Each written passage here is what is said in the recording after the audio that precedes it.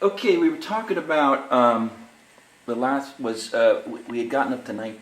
Well, the Pixie had just burned down, but I wanted to go back a little bit and talk about what it was like raising three kids all the year apart, and how much support you got from your parents and the grandparents and that sort of thing. I mean, how difficult was it to raise three young children? At the time, it didn't seem that difficult, I guess. Because I was young and dumb and didn't know any better. Never really been around babies. I've never been around kids. So it's something that came and you had to do it and you did it. As far as getting support, well, I had two while we lived in Reading. I was pregnant with Margaret. Your father was going to school. He left at 5:30 in the morning. Get home to 6:30 at night. Usually 2 nights a week. One night he got home earlier. He'd go and work at the Mount Penn Pharmacy. And Saturdays he worked at the Mount Penn Pharmacy. And then Sunday, at least one Sunday a month, or maybe it was 2, I don't remember, he was in the Air Force Reserves. Because he had been in the Air Force and been washed out, so he had to stay in the reserves. We didn't have a lot of time together, really.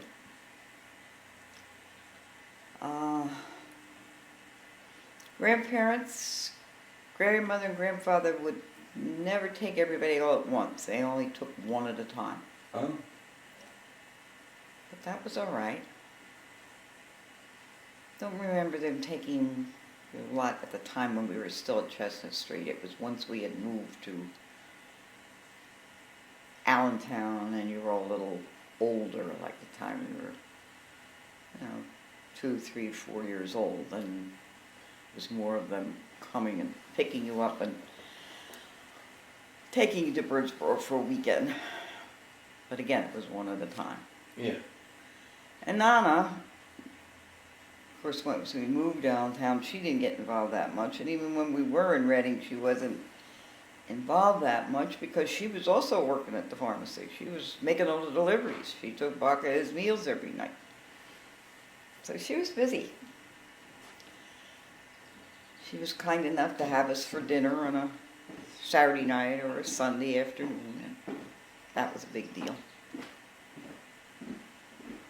How was Pop as far as taking care of kids and giving you a break? He was good, I can't say, but he didn't have time to really give me a break. Yeah. You didn't get home till 6:30 at night. Then he ate dinner. By that time, you guys were going to bed. And then he was up the next morning, and he was out before you were even up. So he wasn't around that much. I didn't have time. And as I said, the little time that he did have off, he was hopping the bus to get to Mount Penn Pharmacy to work, or going to Air Reserves or whatever it was. Once we got and moved to Allentown, and when he started work for Upshot, well, then he had a normal schedule per se. Got out at 8, 9 in the morning, came home at 5 o'clock at night. And he was good. He was always, he'd entertain you while I was making dinner. He would roughhouse with you. He would go out in the backyard and play and get the Brennan kids, and he and Matt and the Brennan gang and you guys would play, and that was a good time. He had time, and he enjoyed it. That was fun. He enjoyed that. It was good about getting you ready for bed, giving you a bath. So we got 3 kids lined up in the bathtub, and then everybody driving, and everybody in their pajamas, and when it was time to take a nap, I didn't take kids' shoes off. It's okay, we're taking a nap. Everybody in bed, boom. So I got everybody's shoes off, and then everybody's shoes back on. It was like, the main thing was to get you in bed, and hopefully you'd be quiet for an hour, which you didn't usually have were. Velcro back then. Yes, no Velcro back then. Lots of little white shoes that had to get polished. If you were a really good mother, you polished those shoes every night and washed those shoelaces. I got around to that maybe once or twice a week. But, as I say, getting it in, you didn't always sleep, but at least I had an hour of where I knew where you all were in a crib or in your room. However, you and Mark were notorious for getting out of the bed. One of your better escapades was realizing you could knock the screen out of the bedroom window, and then you proceeded to throw all the animals and the books and everything out the window, and some neighbor came knocking on the door and said, "Oh, are you having a sale? All the toys and books in the driveway." And I said, "What? No, we are not having a sale. Might have a sale of kids, but we're not having a sale of books and animals." Yes. Margaret had her own room, but then sometimes when the two of you were bored, you would sneak in her room, and then you'd get in the crib with her, and then that would be giggle, laugh, and then again it was throwing all the stuff out, and the time you took her diaper off, and she had a load in her pants, and you decided to smear everything that was there all over the room, and all over the crib, and so there were lots of adventures. It was like having triplets. So while you were operating the Pixie, then Jennifer came along, right? Then along came Jennifer, yes. Your father wanted another baby, and I said, "Okay, we'll have another baby." And we had another baby, and it turned out to be Jennifer, born on his birthday, much to his delight. She was the biggest baby. She was enjoyed by everybody. She was everybody's delight. We'd come home from school and crawl in the crib with her, and I'd say, "You can't be in that crib with her." You said, "But she's lonesome." You know.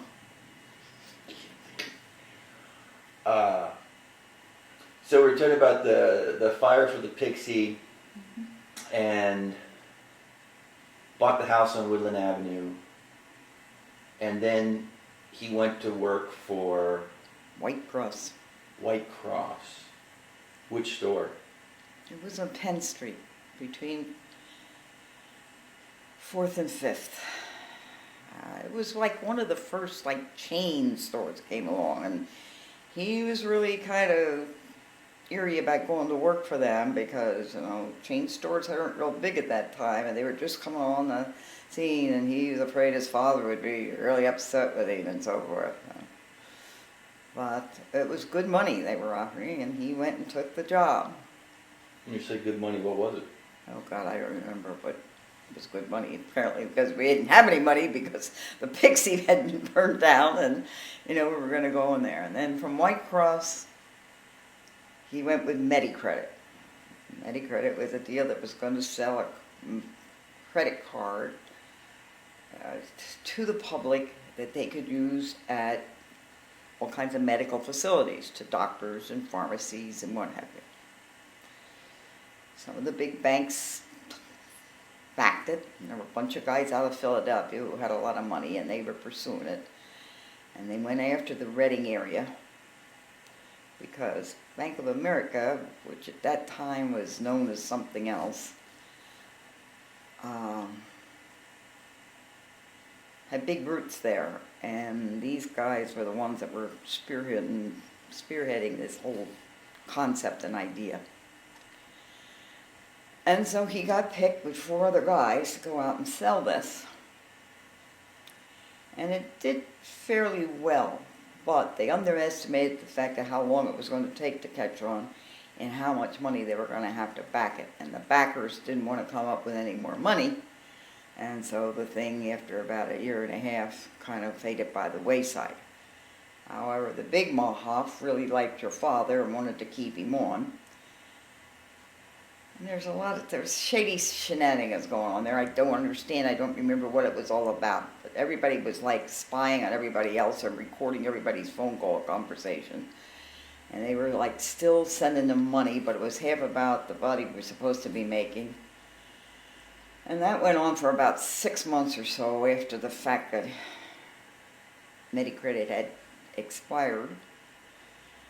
And we were living hand to mouth. We were in Woodland Avenue at the time, and finally one day I said, "This is ridiculous. You can have a degree in pharmacy." There were ads in the newspaper all the time. "You can be making a good dollar. There's no need for us to be here tearing our hair out, wondering how we're going to make a mortgage payment and how we're going to feed ourselves. And it's time now. You've tried. You wanted this to work. It would have been a great thing if it had worked. You would have been on the ground floor of it. But it didn't work, and it's not working, and we need a regular paycheck. And so he went for an interview with Thrift Drug, and he was hired on the spot, and they had him working in a store down near Malvern or somewhere like that. And he was only there like 3 weeks when they made him the manager at Antietam. And of course, the rest was history. They loved him. I mean, he knew how to run a drugstore. There was no doubt about it. He knew how to handle people. And Antietam became a star, and from that, then they moved him to Bethlehem, and then moved him to another store in Bethlehem. And of course, he was going to be the new district manager, and he hung his hat in that. That never came around. There were 3 big times that supposedly he was up. And then he became disillusioned after 10 years, which I can understand, because he did knock himself out. And we did everything we could to please Thrift Drug. I mean, we'd go there on a Sunday night and stock the shelves with candy and clean the bathrooms and sweep the aisles and all that kind of stuff because, supervisor was coming or we had to get this stuff done. And so that didn't happen. And then he is very disillusioned. He was looking for property.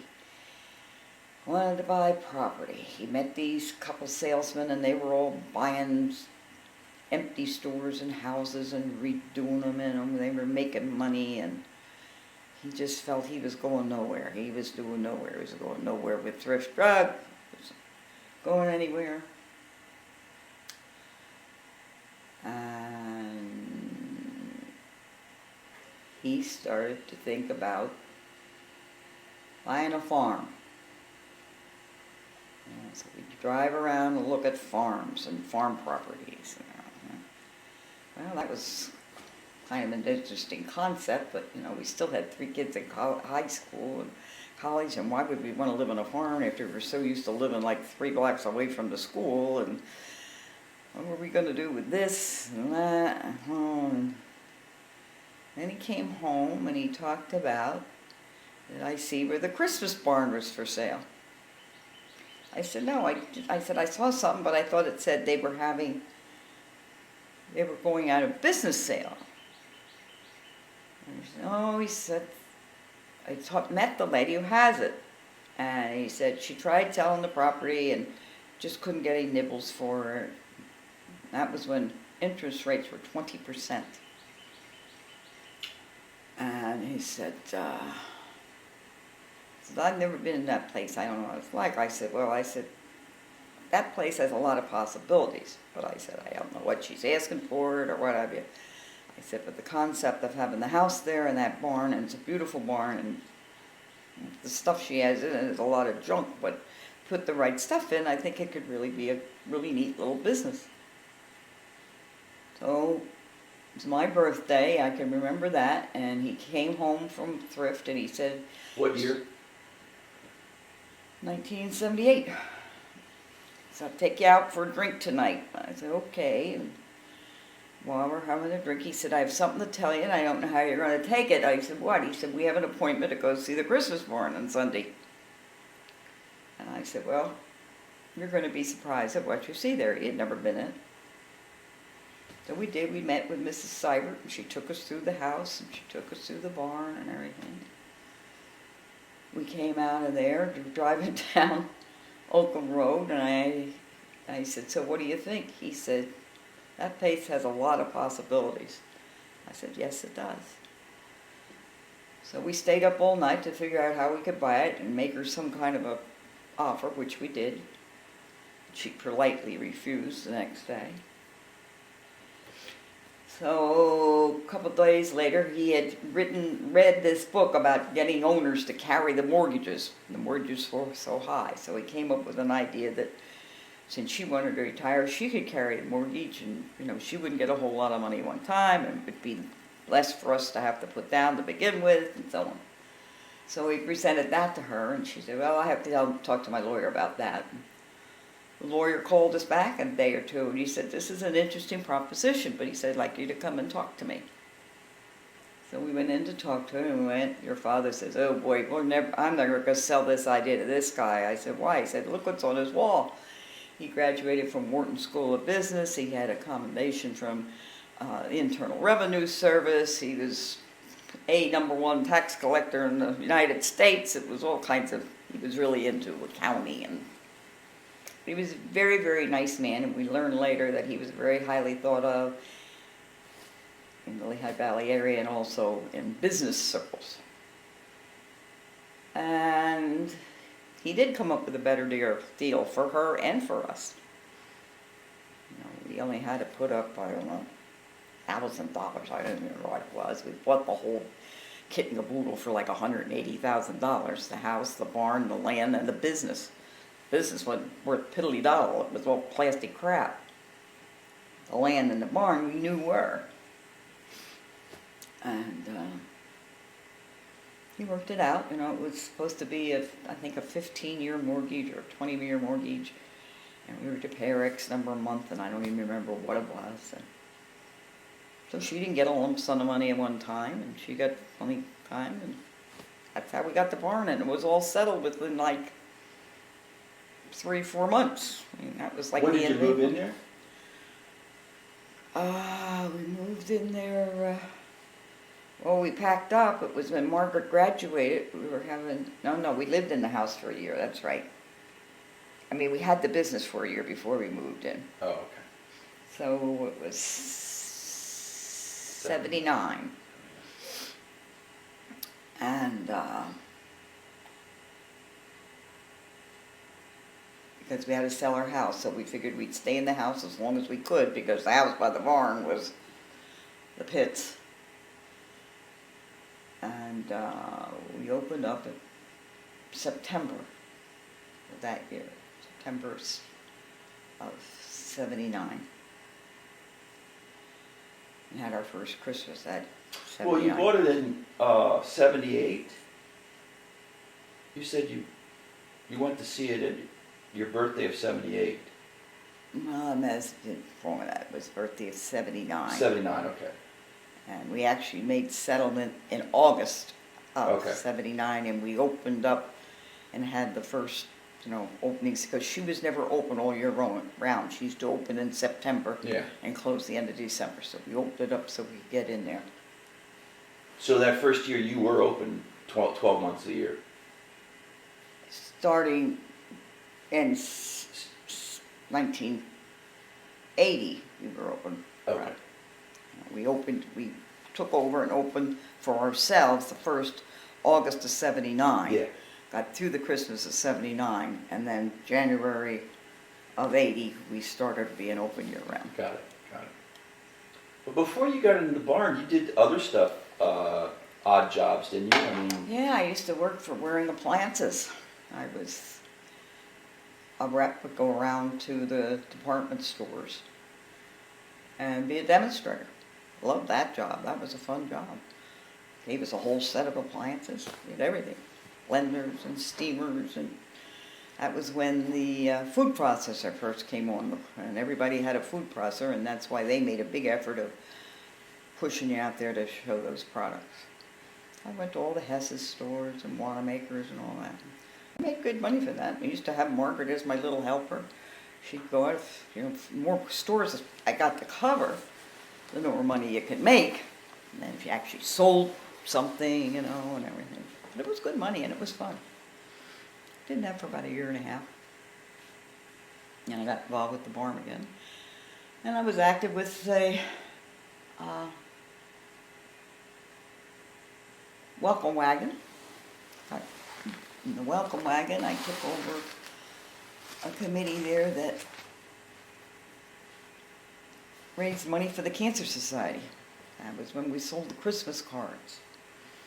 Do something, and we sold the biggest amount of Christmas cards they ever had for an individual organization. It was something like 4,000 one year, and the second year it was $6,000 worth of Christmas cards that I went through. Tell us about your cancer.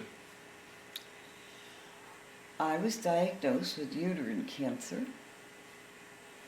I never get the right years straight. I think it was 1974. Well, we were in Bethlehem, so. We were in Bethlehem. We lived in Fornance Road. Jennifer was probably in kindergarten or first grade, somewhere there. So she was born in 67, so probably 65 maybe it was. 75. Mm-hmm. That sounds right. And I just had gone for a regular checkup, and they did like a pap smear and stuff. And got the results back, and I hadn't gone to Dr. Buckley, my regular doctor, who I loved dearly. I thought, oh, well, now I'm a big girl, I moved away. I should go to this other doctor. And it was a doctor that your father had called on at Upton, and he thought he was a nice guy, and Dr. Dorsey was his name. And I went, and I remember it was a Saturday afternoon, and he called me, and he goes, oh, Mrs. Swienckowski, this is Dr. Dorsey. Oh, yeah, we got the results back from that test. Oh, yeah, I know so-and-so. And I said, and so what does that mean? He said, well, he said, looks like you have cancer of uterus. Oh, but nothing to worry about here. We'll do this, we'll do that. And it's like, wait a minute, buddy. I said, well, thank you very much for calling, Doctor. But I am going to get another opinion. Wow, all right. And I called Dr. Buckley right away and told him, and he said, you get down here tomorrow afternoon. That was a Sunday afternoon. He said, I'll be at the office. You come here, blah, blah, blah. And I did, and the rest was history. He said, I want you to come here, and we're going to do this, that, and the other thing, and you're going to be in fine hands, and I'm going to be with you, and you had to have any kind of cancer, this would, and I had to pick one, this would be the one I could pick, because I thought I could handle it. Because he felt it was curable, it was easy to handle. He could handle it. Oh. So I went down and had the radiation bomb. At that time they used to give a radiation bomb. It's about the size of a little bullet. They would insert it in your body, and you had to lay perfectly flat for 72 hours. And How do you do that? just How do you lay, how do you go to the bathroom? well, they had it all with tubes and stuff. Catheter? Catheter, yeah. And so did you sleep? Yeah, they gave you sleeping pills to kind of knock you out for a while. When you say you have to lay perfectly still, did they have to strap you down? No, but you just had to be flat. You couldn't be up, walk around. Upright, anything. okay. But the problem was you got weaker and weaker as the time went on, because that's what the radiation did to you. Yeah. You got very tired. So when they came that they took this out, very weak, and I can remember. Swienckowski was a nurse, and I knew her. And she said, come on, I'm going to get you up, and you're going to get a shower. And I thought, oh, I can't even sit up. No, she said, I'm going to get you over there in the shower. And it was a stand-up shower. And she said, I'll hold you in there. She said, well, just let the water run on there. She said, meantime, they had another crew in there changing the bed and everything. And the water just felt wonderful. I remember that was the best shower of my life. And I just about collapsed in that thing, and she got me out, threw the clothes on me, and they got me in the bed, and that was the best sleep I had in I don't know when, but that was something. How did the workers protect themselves from the radiation? They had to wear big, heavy uniform things, and nobody was to come into the room, and big, sign on the door, blah, blah, blah. And went through that, got home, then waited 6 weeks. Then they had me go back for a complete hysterectomy. And I went back for checkups all the time, but after that I was fine. So, that was a scary time. John McHale used to drive me down to Reading every 4 weeks so I could see. He'd change his schedule the way his route was for his sales things, so he could get me to see Dr. Buckley.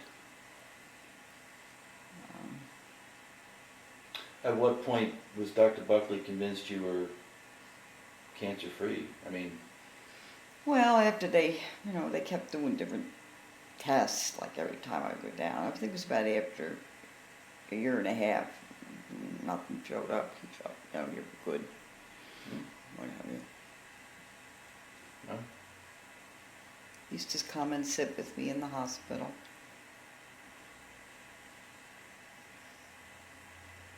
Super different, fantastic doctor in many ways. There weren't many like him.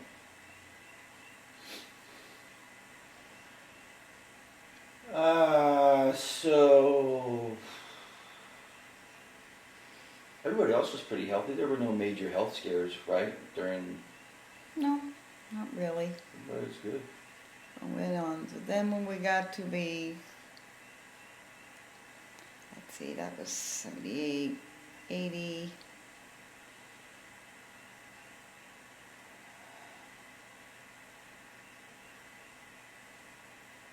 About 82, I guess, was when grandfather started having problems. Mm. He had a problem with slurring his speech. And something else happened, and he realized, I think, what was happening, that he was getting set up for a stroke.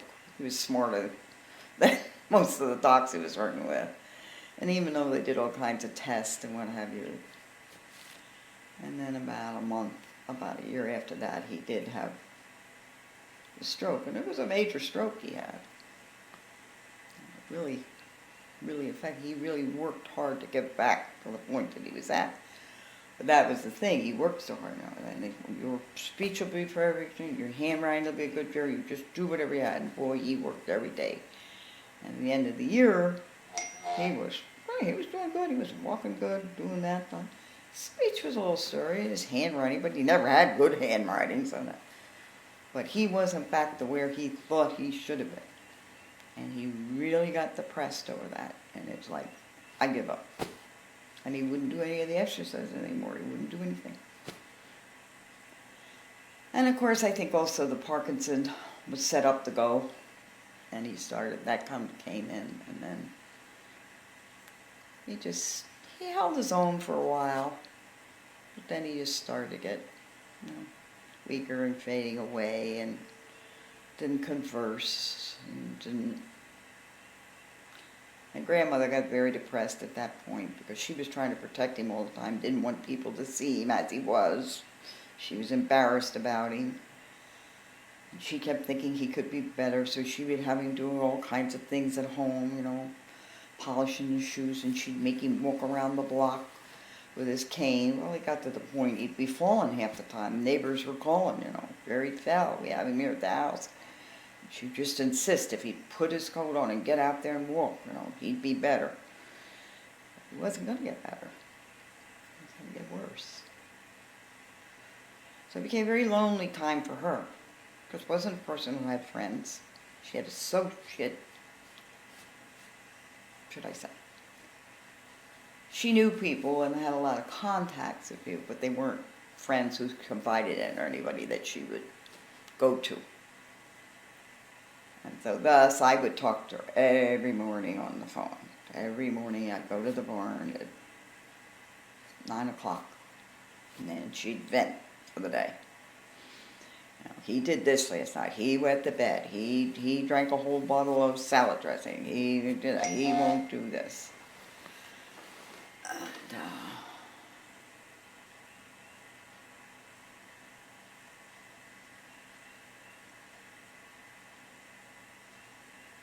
I plan to be there in a few hours. Okay, we gotcha. What are you up to today? I plan to be there in a few hours. Margaret.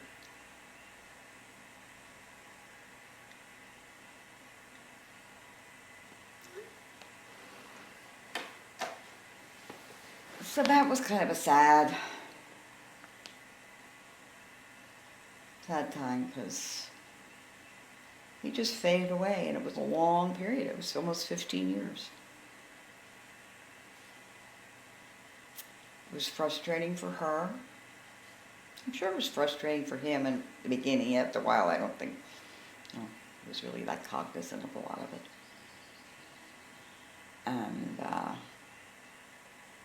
she could have relieved herself of a lot of the work and care. Could have moved somewhere with him, smaller, where they had that. Couldn't have just him go. No, she wouldn't do that. She wouldn't do that. Nope. Nope. No. Part of it was she felt she wanted to take care of. She should take care of. That was her job. The other part was her pride. That she could take care of it. One of those things. I always felt that was part of it. After the fact, many years after, and I don't know, said something about her wearing herself out.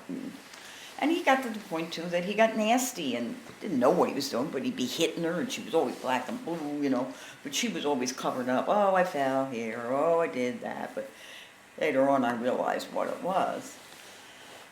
And She bruised so easily anyway. yeah. And she just, she finally realized and admitted, I didn't do myself any favors or him any favors by trying to keep him at home. That was silly. It was dumb on my part.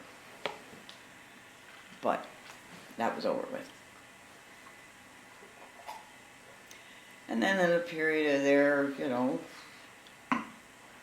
Nonnenbacher kind of felt slowed down, like everybody.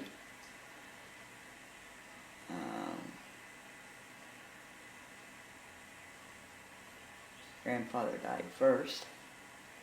Bacher died 2 years after that, 3 years after that. Well, I think the family in general was pretty healthy, though. Yeah, he was. I mean, No, he didn't do anything real serious. And Nonna just got a little light and fluffy. She was fine. She was in her own little world.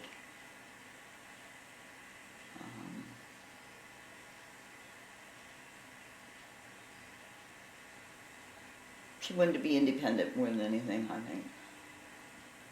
And we tried to make her as independent as she could be.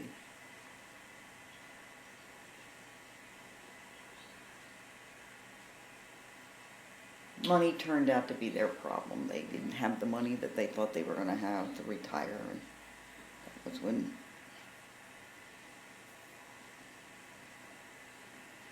her father and Johnny decided, they gave them this deal about it, with a reverse mortgage on their house. Well, she never understood what that was about. She thought she was borrowing money from them and she had to pay them back, and she was always so concerned how she was going to pay it back, and she just never understood that whole deal. So then that helped. That helped them a lot, and they were able to get by. And that was fine.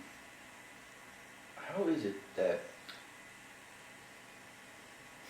he lived that lifestyle, I'm talking about Baca, Mm-hmm. for so long, and yet he didn't stash enough away? He just didn't realize. He absolutely did not realize. He had no concept of really saving money. His concept was what we have now. I'm going to have the best of what we have now. And believe me, they lived high, wide, and handsome. Those kids bought their clothes at the best place in Reading. I mean, they always had 2 or 3 cars. That house was expensive for the time. Paid cash for it, but that was his thing. And then you still had taxes on top of that to pay. We had insurance and all that stuff. Hell, their food bill wouldn't be enough to sink a national debt. They were always having 16,000 other people sitting at their table eating. The milkman, they had 2 different milkmen. One milkman come one day, there was always milk being delivered at the door. He paid for every one of them to go to college. They never had a loan to go to college. He had the money for that. At Christmas time, he had a Christmas club for everyone. I mean, I remember the first year we married, he gave me a thing for $150. I never got $150 at Christmas. That was our Christmas club that he had saved the money up for so we could buy Christmas presents for everyone. And he did that every year. Up to a long time. You know. He really felt that, I think, that Social Security was going to be enough for him to live on. You know, that concept, he thought that was it. That was all he was going to have. He won a lot of money gambling. I still to this day say he won more gambling than he ever made in the drugstore. He was a big gambler. Where did he make it? Where? Cards, he was a hell of a card player. He didn't drink, and he could count cards. Most of the people he played with, they were all big time. I mean, I saw thousands of dollars sitting at that dining room table. They'd start at 8, 9 o'clock at night when some of these guys were done with whatever business they'd have. They'd come to the house, they'd get the dining room table or the kitchen table, depending how many were playing. Money would go, and if I'd be there at 12 midnight, 1 o'clock, there was money piled on that table. God knows how much was piled on it at 5 or 6 when Nana would make them breakfast and give them a cup of coffee, and they'd go off and go back to wherever they were working again.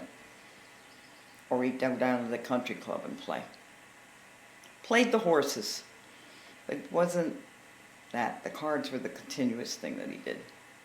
And I still say that's where he made most of his money. Besides the stock market. Yeah, but he didn't know the stock market. He played the stock market through Kennedy. Kennedy told him what to put his money in. He did. Then when it was time to buy the house, he sold all the stock and got out of it and never got back in it again. So it wasn't he made the picks. Kennedy made the picks. He just put the money there. No, he didn't understand the stock market at all. He never went into it, never went back to it.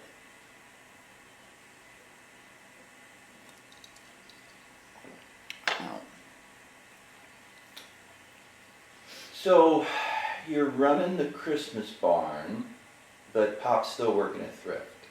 Uh-huh. And how long did that continue that he was working at Thrift and doing the barn? Probably 4, 5 years. So I wanted to get him out of Thrift because I knew he hated it. He wanted to be at the barn. But that extra money helped us put air conditioning in the barn, pave the driveway, also helped us to build up the stock. Stock was crappy. We didn't have a line of credit, so we had to build up a line of credit, you know. It's almost 30 years later when we were going out, we had over $500,000 line of credit, which is a lot of line of credit for our mom and pop operation. But we built ourselves up to that.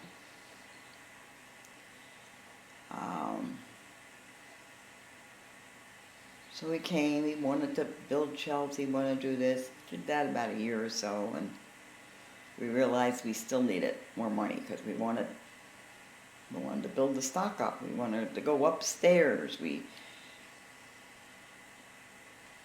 wanted to bring in a furniture line. So he went and took a job with Swienckowski, their pharmacy and Carriage Drug.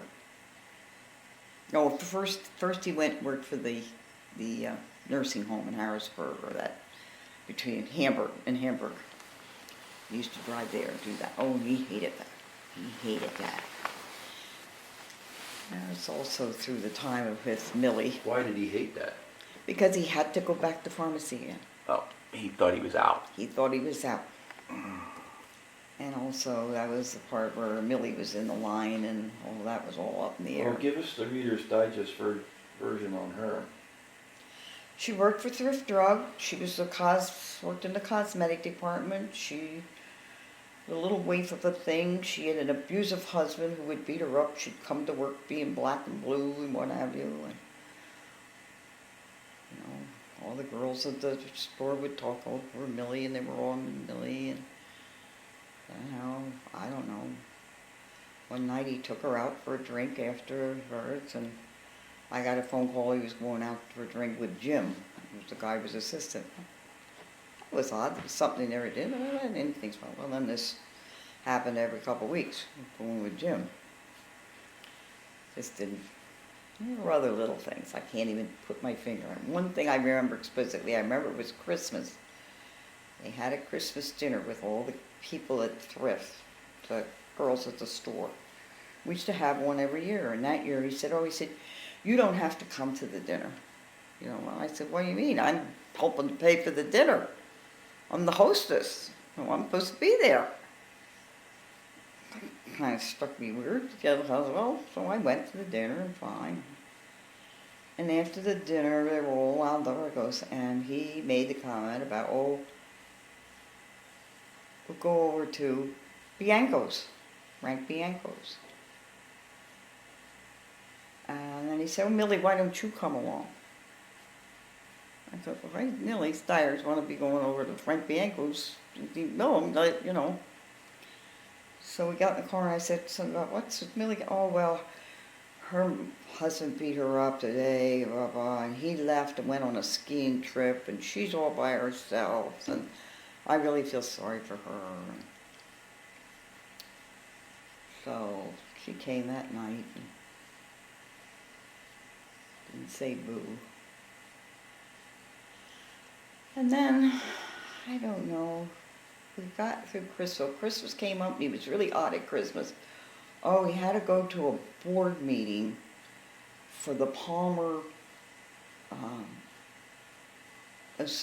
Retail Association thing on Christmas Eve. I said, they don't have a meeting at the Palmer on Christmas Eve. I said, you gotta be kidding me. And I said, even if they do, you tell them you don't go on a meeting on Christmas Eve. Well, he didn't go. So then suppose there was going to be one New Year's Eve. I said, I think that's a little strange. They didn't go to that. What year was this? 1979.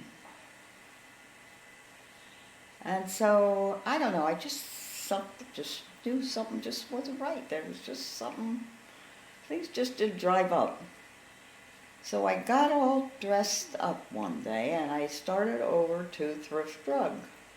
I took the back road, and there used to be that, in fact it's still there, the 1812 Tavern or something. Well, on Palmer?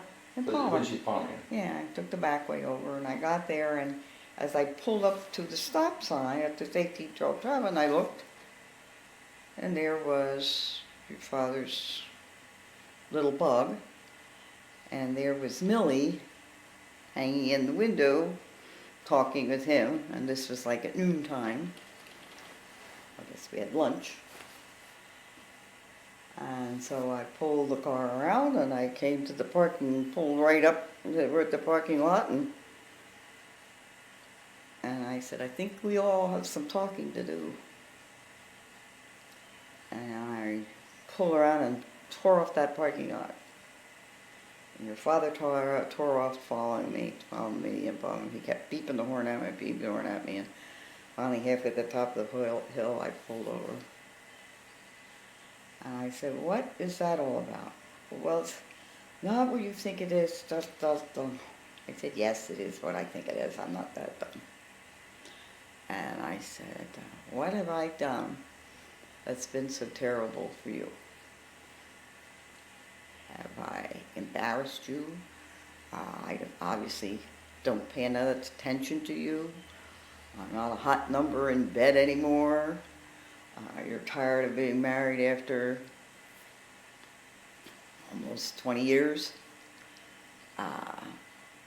What is the problem? Oh, it's nothing. We have to talk. I said, yes, again. He said, but please don't come into the barn. Don't come into the store.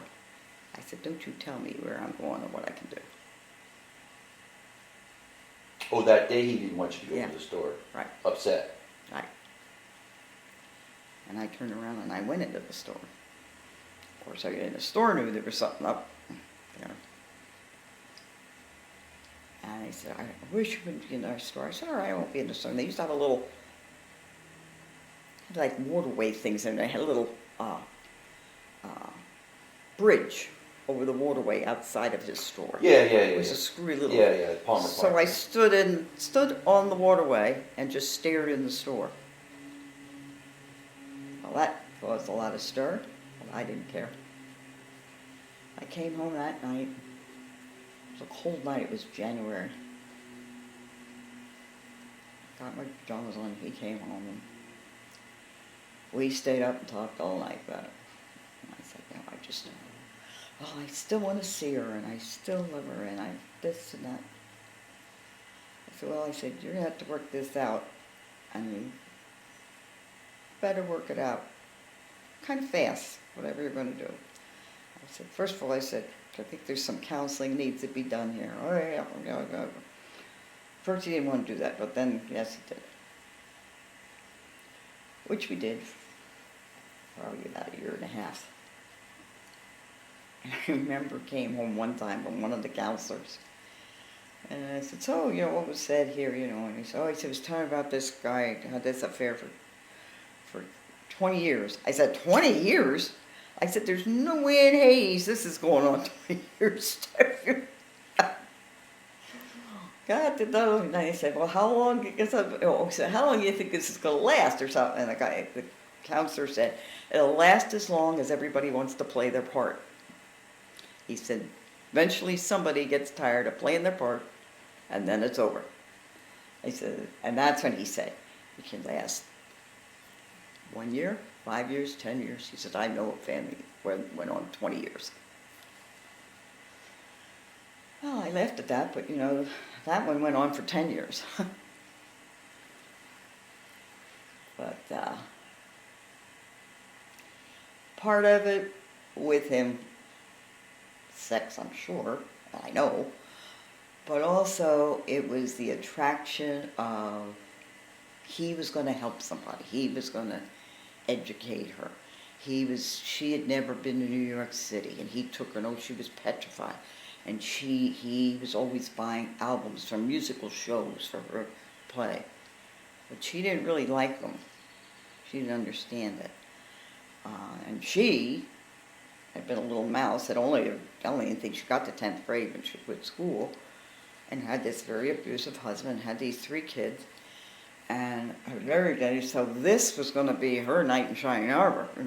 He was the pharmacist. He was a career man. She was going to be safe and sound and be taken care of. So she was ready to do anything if she could have that. And he, on the other time, was trying to build himself up. And I think, first of all, it started out trying to help somebody who was upset, but then it got to be a little more involved than that, and he didn't know how to get out of the deal. So we went off 3 times and had 3 different apartments over a period of 10 years and did all that happy stuff. Finally, that's when, after 10 years, I didn't particularly like myself too much, and I didn't feel my children liked me too much, and so I went off to the lawyer, and I said to Jennifer, did she want to come with me? And she said yes. So we went to the lawyer, and we had the tape recording, and we tape recorded everything the lawyer said. He was a hotshot lawyer in Easton, dead now. I can't think what his name was. But anyway, he was a character. And I got in there, and he said, we've been talking to him, telling the whole thing, and he said, Mrs. Swienckowski, he says, you're a sharp, attractive, intelligent lady. He said, why are you doing this? I said, because I love the man. And I said, I'm happy where I'm at. I'm sorry he's not happy. Why should I give up my business, my home, all this, because he's unhappy? And I said, I've worked hard for this, and when I have some of my family money is in here. And in the state of Pennsylvania, I'm going to have to divide it up halfway. I said, I'm unhappy that I want to give this all up. And I said, if he's not going to be around me, fine and dandy. I have to have something to do. I'll keep this business and I'll run it. And it'll be just as successful now and maybe even more successful. He said, you could go off and have an affair. Why don't you have an affair? I said, are you nuts? I said, I got enough on my plate right now with kids and him and business. I said, I don't need an affair to build up my ego and whatnot. I said, I'm perfectly fine. I don't need more problems on my plate. I'll end up with some guy who had 6 kids and I'd have to worry about all their problems. I said, I don't need that. So he started to laugh. He said, well, you thought that one through. Thank you. And he goes, okay. He said, I'll tell you what. He said, you shouldn't have to be going through this. And he said, you can come up on time. This guy was known for really putting guys against the wall. He said, how much do you know about this business? I said, I think I know pretty much. I said, I don't know much about the computer end of it. And I said, the book end, because he took care of that. I said, but I know every other aspect of it. He said, do you think you can learn the other part? I said, yeah, I think I can. I said, I'm going to need somebody to give me a little guidance. But I said, I know spoke around enough and whatever. And he kept saying to Jennifer, and how old are you? Because I couldn't believe that Jennifer was in college at the time. He thought she was like 14, 15 years old, He said, what do you know about this stuff? Jennifer says, well, I can handle it. He said, okay. He said, then the two of you get busy and find out, the financial book end of it. He said, and come back to see me. I saw him like in August. Back and see me in 6 months. That'll be after Christmas. He said, you'll be in really good shape money-wise, everything else. He said, come back and see me then. He said, if you still want to go ahead and do this, he said, I'll bet. Go ahead and do what, by the way? Go through with a divorce. I got you. Set up some kind of a thing where, we were splitting things or Right. whatever it was going to be. He said, I guarantee you, he said, you'll be on top. So we had it all taped. He left and came home, and that was like 2 weeks ago. And somehow or other, I don't ever recall telling him, but somehow or other, he found out that I had gone to the lawyer. And he confronted me and said, is that true? I said, yes, I did. I said, this is 10 years. I said, if after 10 years you can't decide that you love this woman and you want to be with her and you're willing to do everything you can, then you're pretty sad, and I don't think I want to be with you either. I said, on the other hand, if you're going to get rid of this side fling here, and you want to come back here and be my partner and be my husband, 100%, I want you here. I love you. If you ever doubt about my love, then you're kind of stupid on that. And I said, we're wasting a lot of good time in our lives and our business life. I said, you always said this business could be something bigger and more, and it can be.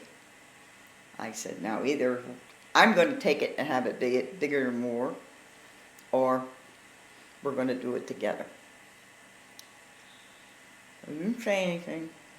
It's okay, didn't say one thing one way or the other. And then it was about a week later, I got the phone call, like 11 o'clock, it was Millie. He's a son liar. I said, who's this talking? I knew what. Oh, hi, Millie. How are you?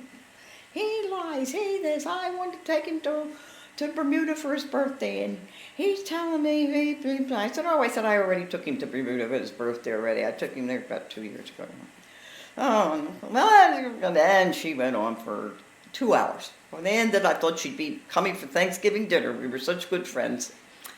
And that was the end of that. So never said fine and dandy. Yeah, but didn't you tell her that he wasn't going to leave the business? Oh, yeah. I told her that. That's what I said. He said, this is ridiculous.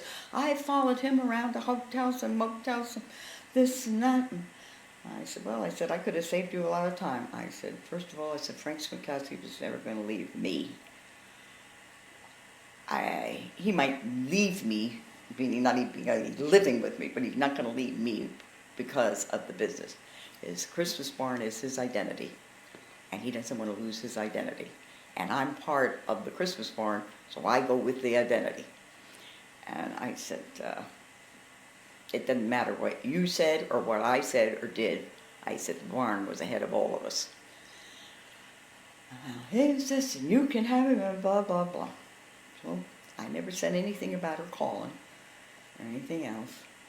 And that was right before our anniversary, and your father came over one night, and he was closing stuff at the barn. He came over and he said, I have something else. He said, I'm ready to move back, you know, if you want me. I said, you know how I feel. I said, this is the last. I said, you move out one more time, you're never back. And he said, well, that's understandable. And he's, you know, so over at Millie, I told her she really went berserk in the apartment. Apparently she wrote over all the walls and the, yeah, I'm sorry to hear about that. They said, and we were going to New York in August because it was a big gift show. And I said, I have a present for you. And it was over our anniversary. And that's when he gave me a little gold heart. And it had 30th on it, and then there were the 4 little diamonds on it. And he said, that's one for each child and for our 30th anniversary. And I said, okay, thank you very much. You know I love you very much. Let's put this aside. That's one thing I have to say, the two of us. We never brought up or dug one another with stuff that happened. If we said it was over, and that was it. If it was any kind of an argument or fight. If we said, okay, it was settled, it was settled. We didn't throw it in your face afterwards and do that. We never brought it up in the barn. We never made it an issue in there. And the girls in the barn would know. I mean, we didn't argue. Our fights, our personal fights, didn't fly over into there. And, okay, that's part of our life. It's over with. It's done. Not what I wanted, not what you wanted, but let's move on. We can't do anything about this now. What are we going to do about today, and what are we going to do about tomorrow? And so that was 1989, and then we proceeded to go on. We got involved with really playing golf. Then when we really started talking about adding the addition to the barn and thinking about that and seeing how we could get that done, how we could get the money for that. Talking to the barn builder, moving on there.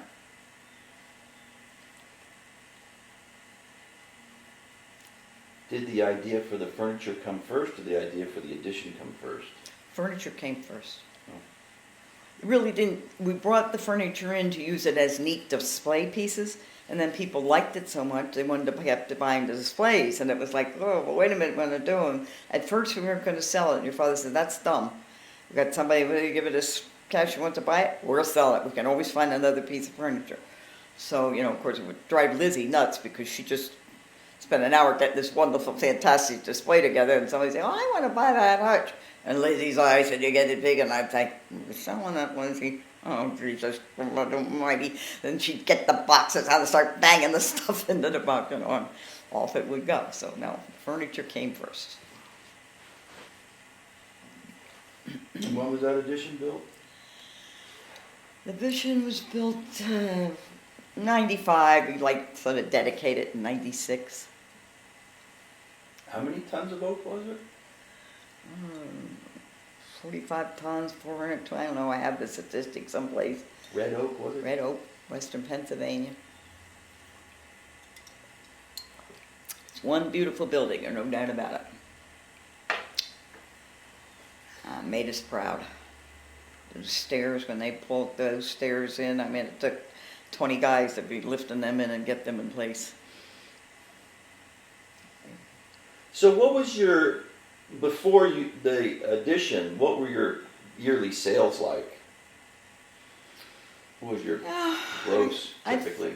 To be honest, yeah, in fact, I was looking at some of those old books the other night. Those last couple years, 2001, 3, somewhere, we were grossing like $2.5, $3 million. What they were there, you know, I mean, the goal when we hit the $1 million thing, that was the first, and we went $2 million, that was no big year, whatever. But did you hit $1 million before furniture? Close. Very But close. then once you got furniture, that's when it Furniture, exploded. sure. It was a big ticket item that went in there. Yeah. And we did a hell of a job with Christmas, but it was so lopsided. I mean, even though we sold a lot of Christmas all year round, those last 2 months, that was cash on cash on cash. And credit, but I mean, they were the money months. That's where the money came. Sure. And you worked all year. I always used to say, by the time we got to Christmas Eve, it was like planning a wedding. You plan all year for this wedding, you get all the details set, you know. You had the flowers, you got the boxes, you had the tissue, you had the employees, you had all your advertising done. Everything was planned. You got to Thanksgiving Eve, and there wasn't one more thing you could do. You had planned all year, the show was ready to go, and you either had it lined up right, or you screwed up big time. Usually it was lined up right. And if the weatherman cooperated, it was even better. How many employees did you have at the? Oh, full-time regularly, we had about 22. When we got into Christmas, we could have 32. That's a lot. That's a lot for mom and pop. I don't think I ever comprehended how big we had come. I can remember Lizzie one time, we were outside when we still had the shed, the old shed in the back, and we were doing something, and she and I were doing some salesman was there, and he was trying to show us something while we were unpacking it. I said, we're not big enough for that. And Lizzie, I remember, she spun me around, she says, look at me, we're big. We are big. Get over it.